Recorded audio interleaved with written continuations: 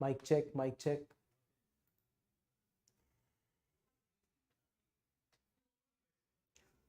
Hello and good evening to Edukemy's YouTube channel. My name is Harsh Singh, and in this video we shall cover the discussion on an important featured news for today, that is institutionalizing the pre-legislative consultations in India. This is an important featured news for today because of the kind of legislation that are being passed in the country these days. They are not being referred to people for suggestions, for inputs, and therefore people are asking for more democratic participation while the law is created.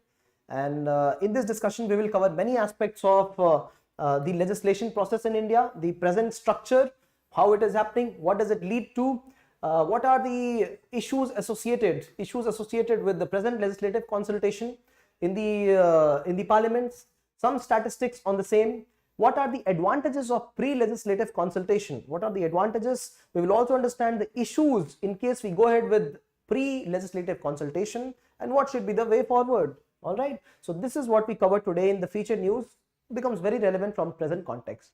All right, good evening Amlan, hi Kriti, good evening Bhabani, hi Ashish, good evening Digvijay, hi Sam, hi, and welcome all of you. Let us start this discussion and conversation. Right now, India is one country with a huge diversity. We have diversity in terms of languages spoken, religion, kind of various groups, autonomy present amongst people, various kind of geographies, and therefore we become a very, very diverse and vast country. Right, the countries around the world are vast, but are they as diverse as ours? That is one thing that one can definitely ask. And we have representatives in the parliament who are responsible for legislation. They are responsible for, primarily accountable for creating laws in the country. But should we also have a process where before the laws are passed or discussed in the parliament, should people also have some participation in direct consultations or giving inputs to the parliament or not? This is the primary question. This question becomes a very, very important thing to understand because of the kind of legislations, the way government is passing legislations in the parliament these days. Lately we just saw the farm bill, introduction of farm bills. 3 farm bills were introduced a year back, and these farm bills were passed beforehand as an ordinance and then forced as legislation in the parliament later on. There was no consultation in the parliament as well, and beforehand they were passed as ordinance. Leave apart the conversation or discussion with people, there was least of discussion in the parliament itself. One other important statistics, around 29 bills are due to be introduced in this winter session which is going on right now. And how many of these bills have been have received pre-legislative consultation with people? How many bills have been introduced with people and people have been able to recommend changes? 17 bills have been introduced without people knowing what has been the content of the bill. One good example is the bill on cryptocurrency, right? So completely devoid of knowledge of people, government has introduced these kind of bills, and many of these bills will also get passed in the parliament with least of discussion. So this is not the process that a democracy, a mature democracy would like to follow, but India does that. Looking into the kind of mechanisms in which government is passing the bill, there is inadequate representation of the consultative committees also. The standing committees and consultative committees in the parliament, they are also not able to suggest changes. Looking at the proportion of and number of ordinances that are passed, this is not a dead letter. The ordinances passed under Article 123, they have only increased in the last decade in our country. All these are indicative that the laws passed in our country do not have representation of people, direct representation of people. On the other hand, when we speak of mature democracies, for example, a good example is that of United Kingdom. This is a country where before the law is introduced in the parliament, the law is subjected to public scrutiny. Any law to be passed, a green paper, a green paper is formed with the help of the remarks that people have on the law, and on the basis of green paper, this is documented, and then white papers are produced. White papers are the ones that contain the crux or the principles or of the formation of the law.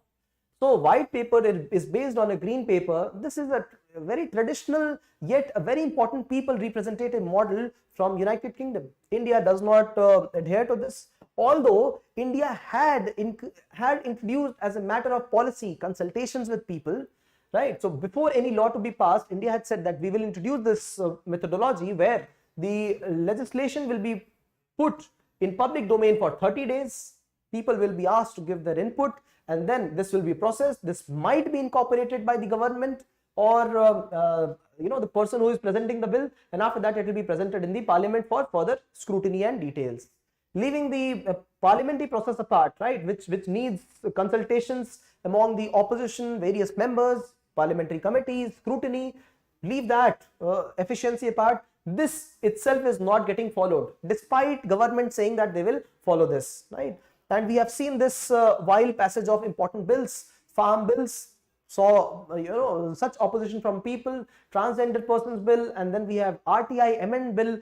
A lot of amendments were introduced by the government without consultation of people. Now, mindful, RTI, Right to Information Act, it was earlier passed in the year 2005 with the people's participation itself, but reformations are being introduced without people participation.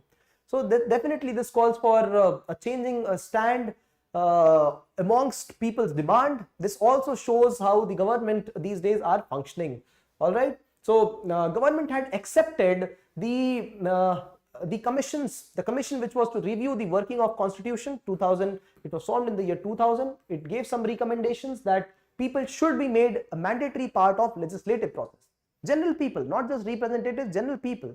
So the government said we will follow this, but it is not following this. I gave you the example of the number of bills which have not been referred to people before getting presented in the winter session, this session of the parliament, right? Not only that, 90% of the bill which have been passed since the year 2014, 90% of these bills, they were not introduced to people or inadequately represented. That means less than 30 days and they were brought back, right? So for their passage. So this is how the legislative process is going on in our country, and this is what demands some scrutiny, demands some ways in which we can learn from the developed countries, mature democracies, and follow our processes, right? So what are the benefits of having a pre-legislative consultation? This gives the government more authenticity, right? So when the government is trying to introduce amendments in Right to Information Act, it must speak to people first. It must let them know these are the amendments. Do you have some suggestions? I remember in 2012 when there was a Nirbhaya incident, the government had instituted the committee. Justice Shri, I'm forgetting him, Balakrishnan. Yeah. So he had asked for recommendations from people, and everybody could actually type in their recommendations. They were taken in, they were also drafted, and then some of them would have become a good part of it, right? So one recommendation that I also sent was forming of role models, forming of male role models in society, as far as improving the situation of sexual harassment in the country is considered. If we have Sachin Tendulkar, or if we have Mahendra Singh Dhoni, or any role models in our society, local models, if they are selected and they speak on behalf of preserving the sanctity of females in the country, this will create more impact on the male members of society. Now, I did not see this getting executed by the legislature, but at least it was recorded with them. How many such important, valuable suggestions are passed from the people, but they are not represented?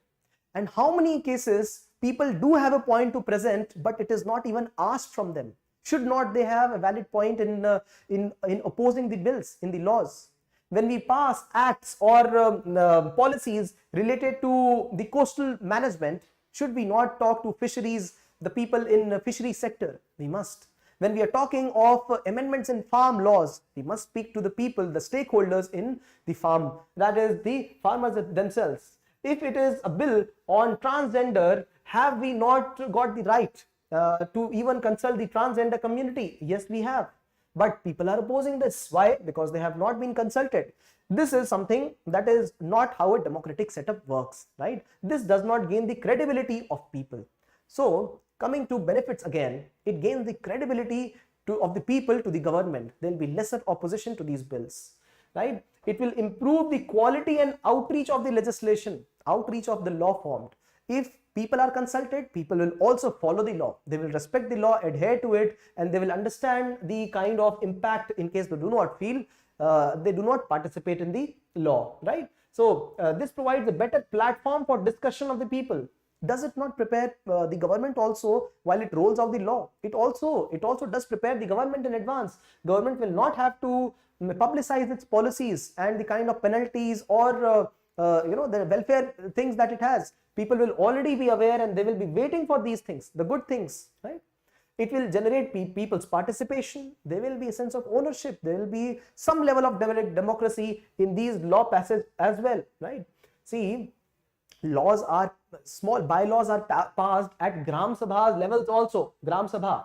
And when these bylaws are assisted by the people's support, then they become very effective for conservation, preservation of Gram Sabha. People adhere to it, people understand it, people want to protect the integrity of the Gram, the village.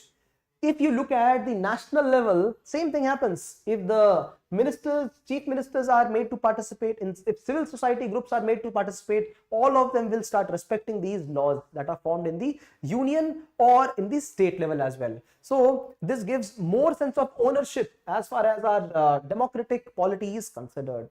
Right? It strengthens the institution of parliament itself. We start to respect it more. There is more transparency, as simple as that. People will understand what is the meaning of transparency if laws are introduced beforehand with them, right? It will bridge the gap between the political representative and directly the people, right? So this is the reason why there are more demands. These advantages are more important. Instead of criticizing the government in the answers, if we provide answer on the constructive basis, constructive criticism, that will fetch you more brownie points as you answer the question, right?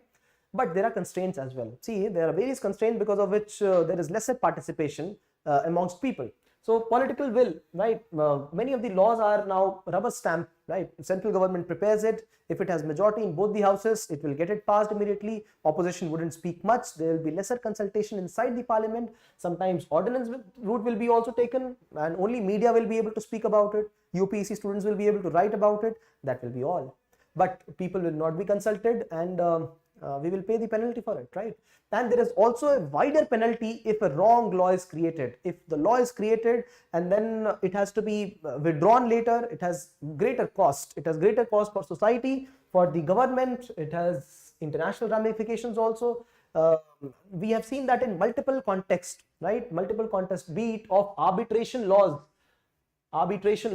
of India with respect to international companies, right? Taxation laws.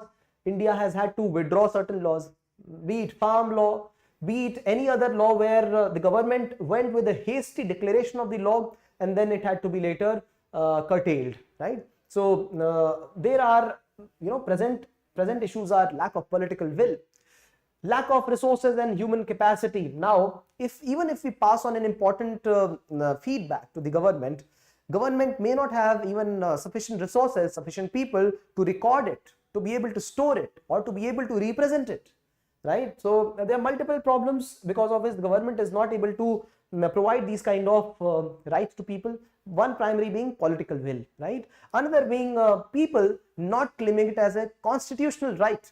Should it not be a right of people to be able to ask for the law to be in public domain before it is introduced in the parliament? What a reform this will be, right? So this is a key point, right? So look at this from that perspective, a key reform from the political perspective, right? And there is lack of education in India, lack of access of information, right? People in rural areas not being able to access online, websites where these laws are put in the public domain. So these are the issues here, right? Who waits for these laws in public domain? We wait for it. We look up the websites, various websites, source websites, and Parliament website itself, Rajya Sabha and Lok Sabha, and we download the draft law, read it, and then try to give the summary to you people. That is the only significance as far as consultation process is considered. There are some bodies, some NGOs, civil society organizations which look into it. However, the process is incomplete because of the lack of resources present with government, lack of mechanisms, lack of political will to put these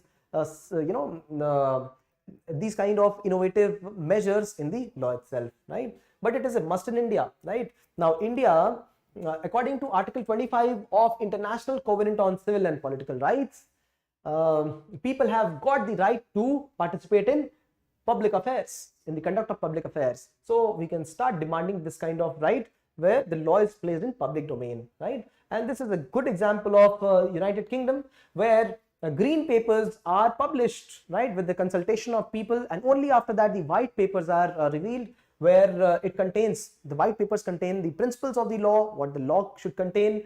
Only after the green papers are available, so that people understand what were the inputs from people and what the government has incorporated as a part of law. What a transparent process in United Kingdom. Should India not use it? Yes. So this is how we understand how the law making procedure should be in a country ideally, right? So when we cover an article like this, pre-legislative consultations, the context of this is various laws being passed without being referred to the people, right? In this context, you present some of the examples here.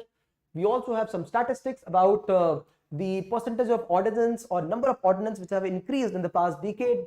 Not only that, the winter session itself, you can use the example. In winter session, there were so and so number of laws which were incorporated in the parliament without consultation of people. 90% of such laws which have been made in the last 6-7 years, they have not been referred to people adequately. What are the issues associated with it if it is not made public, right? So there is a loss of confidence, there's a loss of ownership, there's a loss of trust. You can put them in these issues, 5-6 points here, just points, not to write sentence. What are the advantages of consultation amongst people? And some case studies, some cases around the world. If you encounter a case right here, case of UK, it's great. If you point some other cases also, that is also fine, put them. And what is the vision forward, right? So vision is for a country like India, which has got diversity of people, at least a consultation is a must, right? So this is how you can look at the visionary approach to a question like this. The question for today is, serious public engagement vis-a-vis a bill in the pre-drafting phase as well as pre-introduction phase will go a long way in deepening the roots of democracy in our country and enhance the form of parliamentary democracy. Critically discussed. The sentence is a little too long, but we have to understand the crux of it. Allow me to read it again for you. Serious public engagement with respect to bill in the pre-drafting phase as well as pre-introduction phase will go a long way in deepening the roots of democracy, all right, and enhance the form of parliamentary democracy. Critically discuss. Okay, now we understood the question. So the keywords of this question are public engagement of the bill during pre-drafting phase and pre-introduction phase. Two phases: pre-drafting phase, before the draft is formed and before it has been introduced in the parliament. If public engagement is done, this will deepen the roots of democracy and enhance form of parliamentary democracy. See, so we have to prove how it deepens the roots and how it enhances the parliamentary democracy. There are two things that we have to talk about, right? So while we talk of deepening the roots of democracy, we are talking of decentralization, right? So how it serves decentralization, you have to look at this point one, and the second one that you have to look at is how it enhances the parliamentary democracy. So how it legitimizes the parliamentary setup. Critically discuss this. Two parts of this question, addressing this part and this part, right? So yes, this is how this question can be looked at, all right? This is where we come to the conclusion of this conversation. If you like this video, do share some love on us. Thumbs up, likes, comments will do. And if you have some inputs, we will incorporate them as well in the conversations. Amlan says India falls under flawed democracy category. Flawed democracy. All right. There are various reports which talk of India as partially free country, a country with flawed democracy. Yes. And there is a separate way to look at these reports. Right. When we talk of looking at these kind of international reports, many of these reports are drawn by some NGOs, some international think tanks, and they might not provide as much credibility as United Nations report, as the country's performance itself. For example, a country like USA itself is not put as a country which has got good freedom index, freedom of press index. USA has been put in around 40s of ranks, 40s of ranks, and after countries like Botswana, after countries like some more countries in Africa in 40s. Now a country like USA, which has whose president was barred from Twitter, imagine that. That is the level of independence that that country gives to press. That country was placed at 40s of ranks. So point being, there are various indicators which can suggest that these international ratings are flawed at some place, but point being, how we should look at these indicators are just suggestive. Such suggestive, some ways it can help India, and if it does not help us, we should still go ahead. Of course, there will be criticism, but the developed countries, usually they do not look at these kind of think tank reports and parameters. Who looks at it is developing countries who are conscious of their image. Who looks at it is UPSC. Sometimes it asks questions, and therefore we have to study around it. All right. So this is the update regarding it. Thank you, Amlan. Thank you, Bhavani. Preeti, thank you very much. Sam, thank you. Ashish, critically discuss. So do we have to criticize this initiative? No. Critically discuss does not mean that. See, critically discuss means introduce the critical elements of the conversation here. The conversation will be less around facts. It will be more around looking at it from an observational point of view, analytical point of view. So more of that kind of views which are passed through, this kind of critically looking at an aspect, right? Analyzing deeply what are the merits of it, what are the demerits of it, and what is not the point. Why and how. You will be talking about I will talk about one critical aspect of this answer. Providing democracy, providing conversational means for pre-legislative consultation, conversational pre-legislative consultation. This will lead to better engagement amongst people, better engagement among people. Engagement is a keyword, and lead to better trust between the representatives and the general public. Now this is a critical point itself. So I'm talking of the issue. This issue will lead to better engagement and more trust. This is your analysis. Your critical part is this. This is one point. Similarly, another critical point, it need not be positive criticism. It could be critical in that way where you are criticizing as well. So you can use those critical aspects in both the ways, appreciative or a way in which you are recommending some changes, both of it, right? So Amlan, see you Monday. Absolutely. Ajay, see you Monday. Bhavani, share some love with thumbs up. Absolutely, please do, Bhavani. Sam, sir, we will miss you next 2 days. All right, we will see you then Monday, no? Yeah. Good evening to all of you. Prepare notes. Notes become very important. If you have missed out on some day, cover it. If you have not missed out, do look up the previous days as well. There are at least 130 featured news that we have covered till now, and we have also covered 130 days of Gazette current affairs discussion. 130 amounts to 130 into 12 articles, right? This comes to around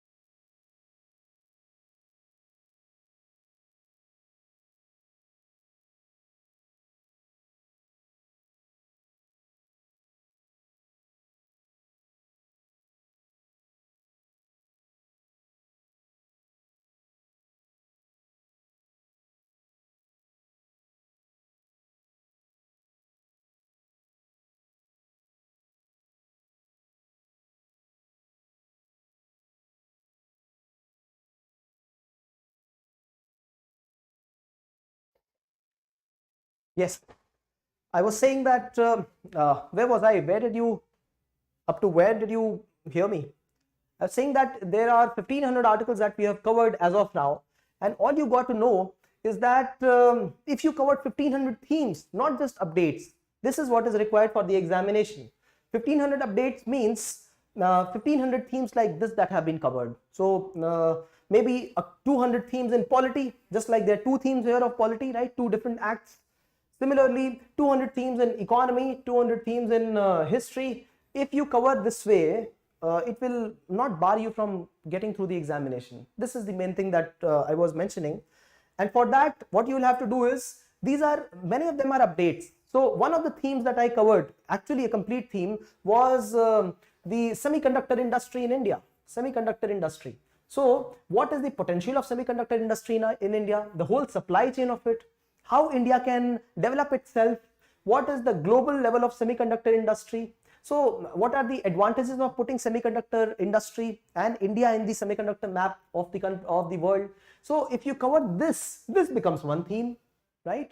So while we are talking of some updates, right, for example, we covered NAM, non-aligned movement. So complete thematic article, you have to present it in half a page, only key points. This is one theme covered for you. So if you cover around 1500 themes, you are set for the examination. All you need to do is keep revising this, keep writing this again and again. And this is what the toppers do every time. All the toppers do this. They repetitively get through the examination and appear in the interview, get ranks also. This is the key for them. And this is what we are training you for. All right. So that is what was the update here. Utilize your weekends. We will see you on Monday evening, 6 o'clock for the current affairs, and then 6:45 for the feature news. All right. See you. God bless. Thank you, and bye bye.